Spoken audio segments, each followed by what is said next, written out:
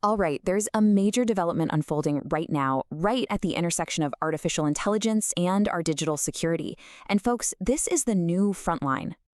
So here's the headline, the big news. For the very first time, a new AI model has been developed that can, on its own, hunt for and identify some really sophisticated cybersecurity threats. But, that breakthrough immediately forces us to ask a really critical question.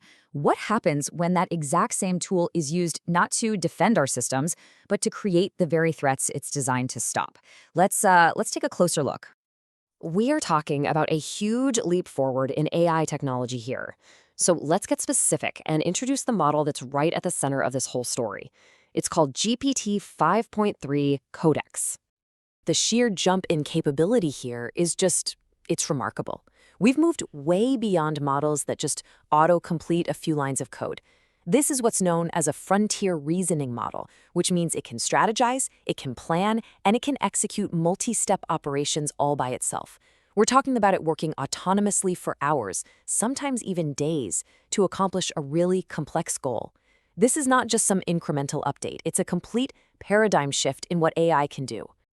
And of course, that immense power brings us directly to the core dilemma. This technology, it's the classic double-edged sword. It's an incredibly powerful new tool that's just as capable of being used for offense as it is for defense.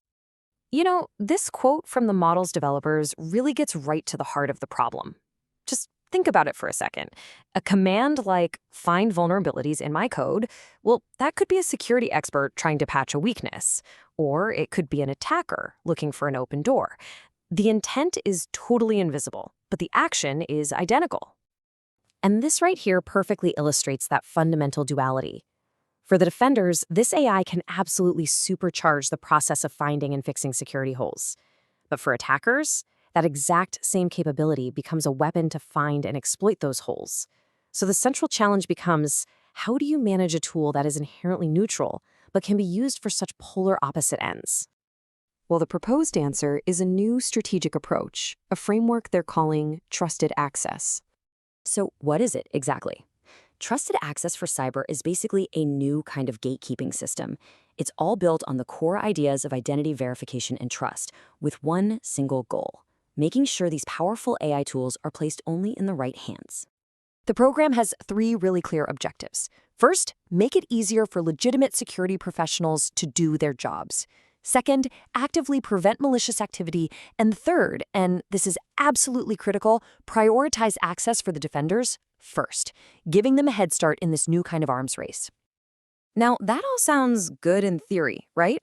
But how does it actually work in practice? Well, the whole system is built around a pretty simple idea: verifying users to provide safer access. For an individual security pro, the process is designed to be super straightforward. You go to a dedicated verification portal, you confirm who you are, and boom, that action unlocks trusted access to use the AI for defensive cybersecurity work. And the program is built with a tiered structure, so it's not a one-size-fits-all approach. Individual developers and security pros, they can use a self-service verification. Entire enterprise teams can get access through a company representative.